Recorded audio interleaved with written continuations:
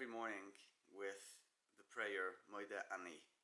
Modeh Ani lefonechu, melech chai v'kayam, shechazarta bin shmusi, bechemlu, rabo aminusechu. Let's understand what we say. First of all, there is no Hashem's name in this, so if somebody just wakes up, first thing he should say is Modeh Ani. I thank you. Modeh Ani lefonechu. I am thankful to you. And that's the literal translation, Modeh, I thank. And we say the word Modeh all over, right? First of all, it comes from Apam Oides Hashem, right? When Leah had her fourth child, Yehuda, she named him Yehuda because Apam Oides Hashem.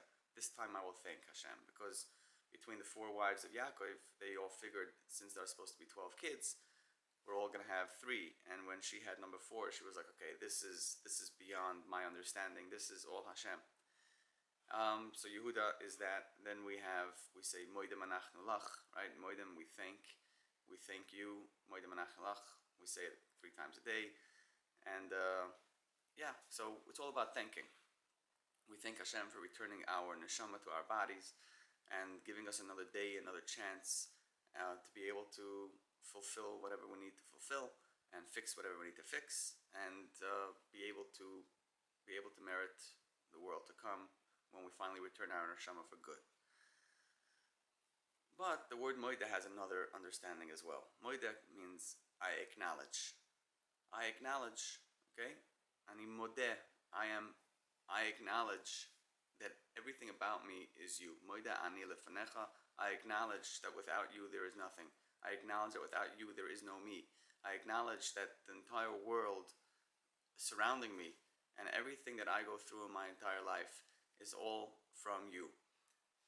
I acknowledge that the world is bigger than my problems. I acknowledge that my problems aren't as big in contrast to the rest of the world and to the history and to all the personalities and all the people who lived in this world. I acknowledge all of that. And when it comes to acknowledgement, we have to first really mean it. We can't just acknowledge something. We have to really know, what are we acknowledging. If somebody comes over to us and tells us some outlandish idea that they jumped off the highest airplane, from outer space or whatever, they flew up with a rocket and jumped out right as it reached the ozone, and they jumped off and they landed on their feet without a parachute. It's so outlandish that you can't acknowledge their words. You can't acknowledge them. There's no way of saying this is real. It has to be able to sit on your heart. You have to understand it and say, yes, I could live with that idea. Whatever you just said, or whatever life I want to admit to, I'm okay acknowledging it. There are many things that we went through in our life that we're not ready to acknowledge them as parts of our life. We're not ready to accept them as the fact or the reality that we lived through. We see a lot of things throughout our life, and we're just, we try to distance ourselves. We try to tell ourselves that wasn't really me. I was in a very bad place. But part of acknowledgement is saying, yes, I did do it. I acknowledge that I have a weakness, or that I have a strength, or I acknowledge that these are the facts of my life, and I will live with them in order to make my life better, in order to learn the lessons of them. And that acknowledgement goes all the way up to Hashem. Can I acknowledge Hashem in my life? Is it possible for me to step aside from all of my problems? Is it possible for me to tell everything to go on hold and just go away for a minute and say, I understand I have problems, I understand I have trouble sleeping at night. I understand that I'm that guy who I'm in the grocery and one credit card gets declined and I have to go and find another card and hoping that it goes through. I acknowledge that I have health issues. I acknowledge that I have other things, and that friends and things that going on around me that are part of my reality. And not just that, Hashem is the one who is in control of all of that.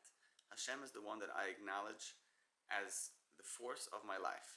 He is in the driver's seat, and He's taking care of every single thing in my life. That's what we say, Modeh Ani. I'm thankful and I'm grateful to you because I acknowledge you. Because Modeh, I acknowledge everything is from you. And that's a very important thing when it comes to thinking. If somebody wants something from another person, if somebody feels like, oh, there's a person who could give me something that I need. Let's say it's a job, or let's say it's even a Shabbos meal, anything. You have to first acknowledge that you lack whatever they could give you. You have to acknowledge that there's a lacking, there's a part missing inside that you feel that that person may be able to help you with. So the smaller the thing is, the easier it is to rely on somebody else to help you out.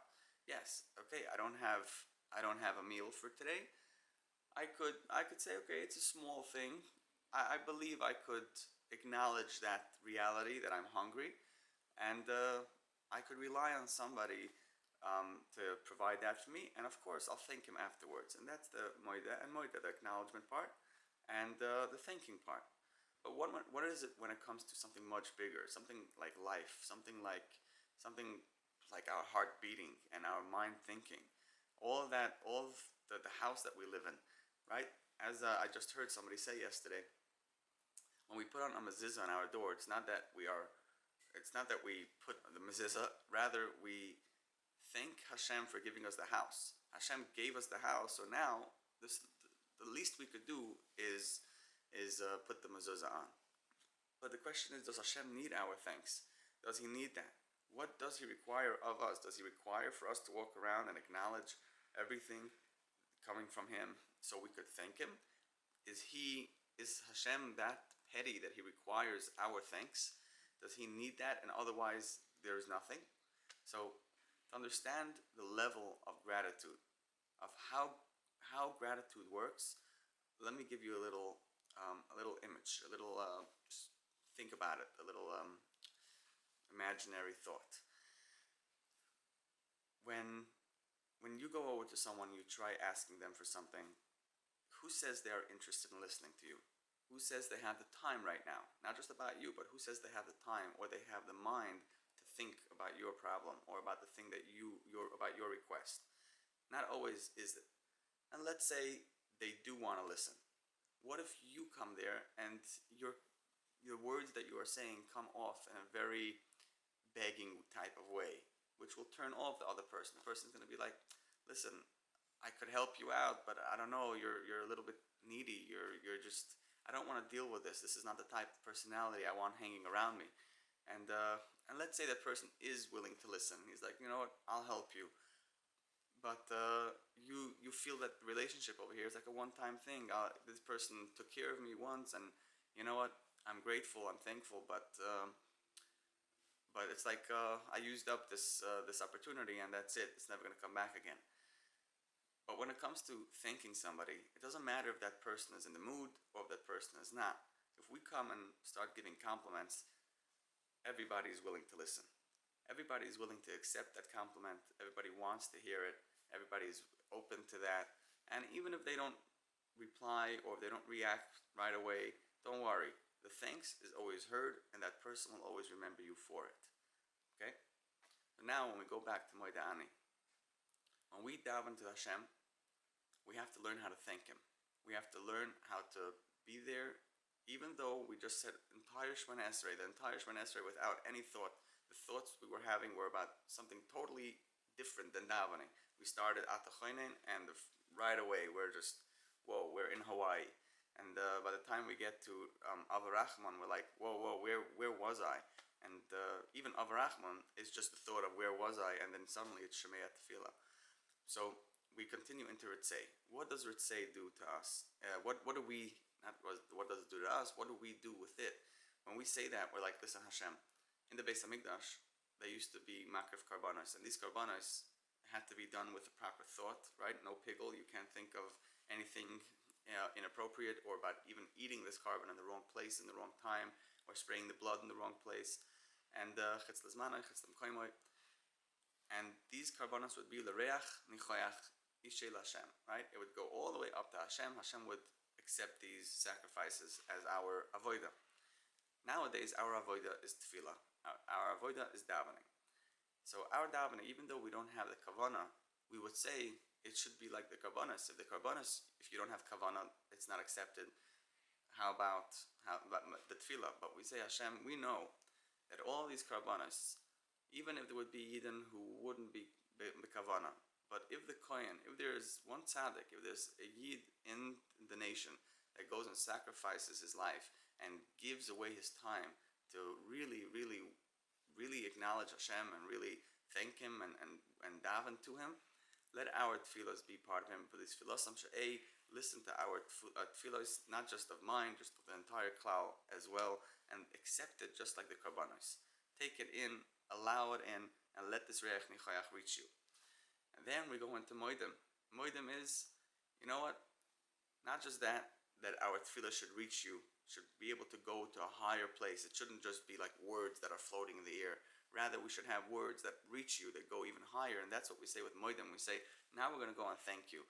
Because we know that thanks is something that every door is always open for that. Every door is open for a moedim, for a thanks and for acknowledgement of a compliment. And that's what we say with moedim. And then when we're done with moedim, which I don't know if we could ever be done, Chofetz Chaim, right? This is that beautiful song from MBD. Chofetz Chaim, like somebody came over to him and asked him, I really want to daven better, and I see how the Rebbe, you, the Chofetz Chaim, like you always just stand there for Shemoneh Esrei for long minutes, like for 15, 20 minutes, you're just standing there. I want to be like you. What can I do? So he says, I don't have any special kavanas. All I do is get stuck by moedim. There's no way of finishing moedim. Thanking Hashem, acknowledging that everything comes from Him. There's no way of getting beyond that. Like I can't just get stuck over there, and that's why it takes me so long. But even once we go through moedim and we get to Sim Shalom, we say, okay, you know what, Hashem, through moedim, I was able to reach you. I was able to get to you. With this thanks, I was able to connect to you. So now I ask you for one thing. All I ask for in my life is Sim Shalom Toiva Avracha. Give me peace.